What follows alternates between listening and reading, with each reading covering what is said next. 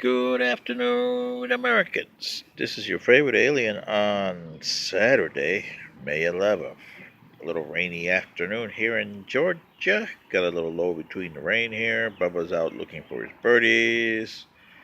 Anyway, have to do a video today to answer three people: William Smith, Angela Robertson, I believe, and Jennifer Vilmar. Well, all three of them asked me the same question. What is impeachment? Well, that's a tough question here. And like Jennifer said, I know you're saying that it's not what the Congress believes it is, and that's true, Jennifer. It's a tough thing to answer here, but let me see if I can do it the right way. For your purposes, if you guys have access to the internet, look up Jack Brooks. He was a congressman from Texas, Beaumont, Texas, I believe is from. Anyway, he was responsible for doing the articles of impeachment to Richard Nixon. And in his writings, he can tell you exactly why he did what he did, because he had to get it just exactly right. You just can't write articles of impeachment, as the Republicans tried in the Clinton administration, and they also tried again over in the Johnson trial.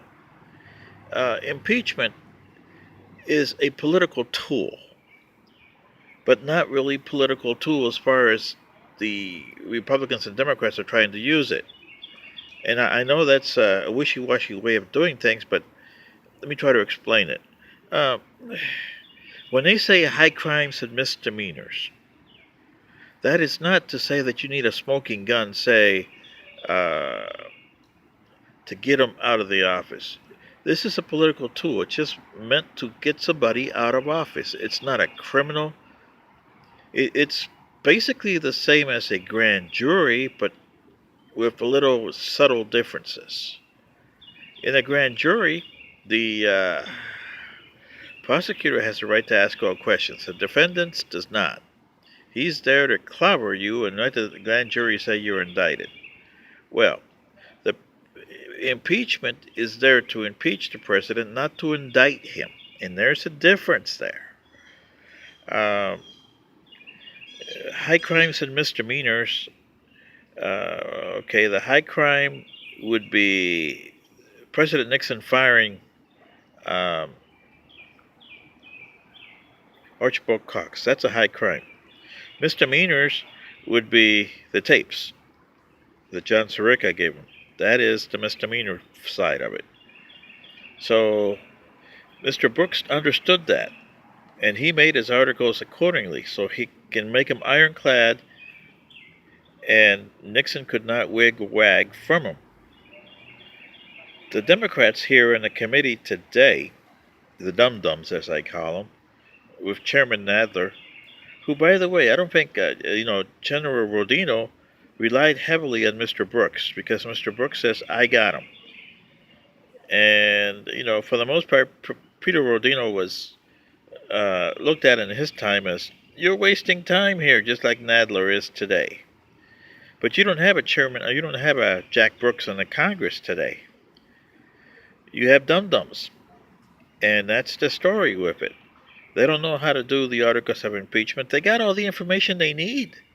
They just don't know how to go about doing it, and they wasted a lot of time. Like Mr. Brooks didn't waste a lot of time. But see, he had,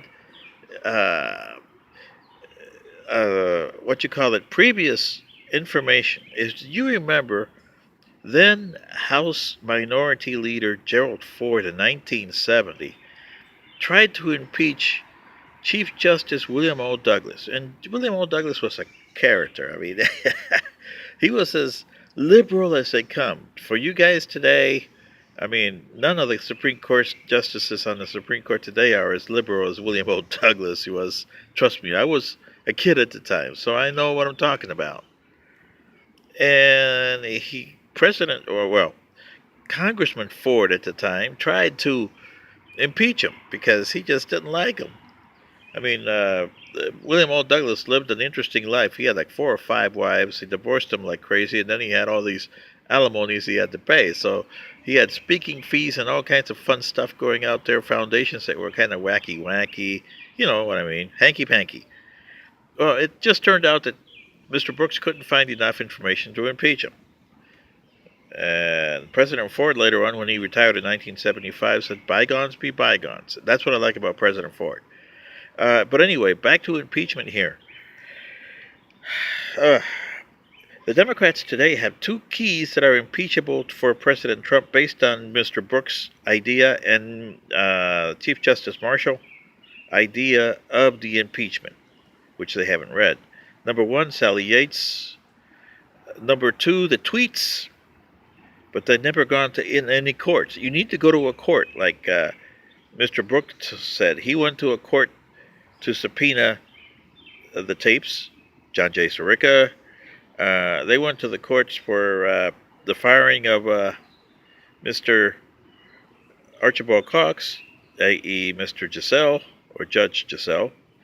And the committee here, the Democrats, the dum-dums that are in charge of the Judiciary Committee here, haven't done a single thing.